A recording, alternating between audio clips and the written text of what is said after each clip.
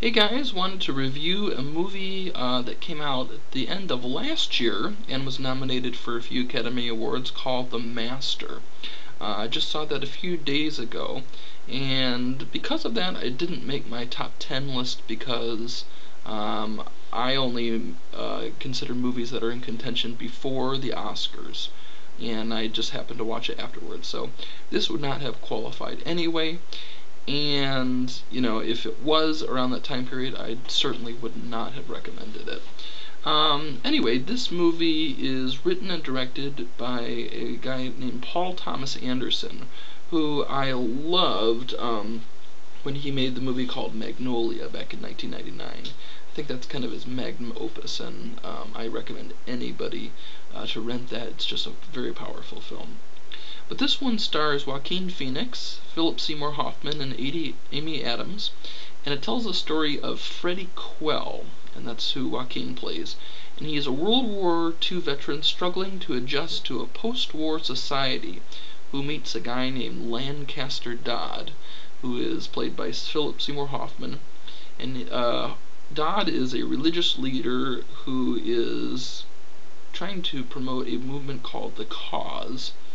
And there's something that he sees about Quell that causes him to accept him into this movement.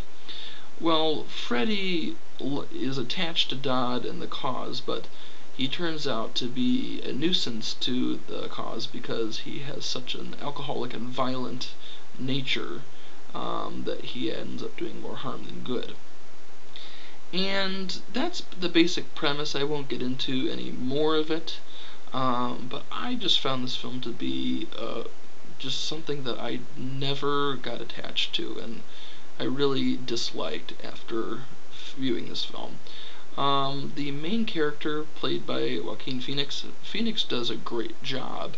It's just that the character that P.T. Anderson has created is so dislikable. It's hard to watch, and you don't root for him. I don't think you're supposed to, but I did not identify with him in any way. There's no likable traits about him. And even Philip Seymour Hoffman's character, who is not as violent as Quell, he is not a very likable man either. So there's nothing redeeming about these characters. The pace of the movie is incredibly slow. I had trouble staying awake for a lot of the film. In fact, I learned afterwards, after reading part of the story, that the last 3/4, I think I probably missed about 5-10 minutes of it because I did nod off, as it turns out. So it's not a very engaging film.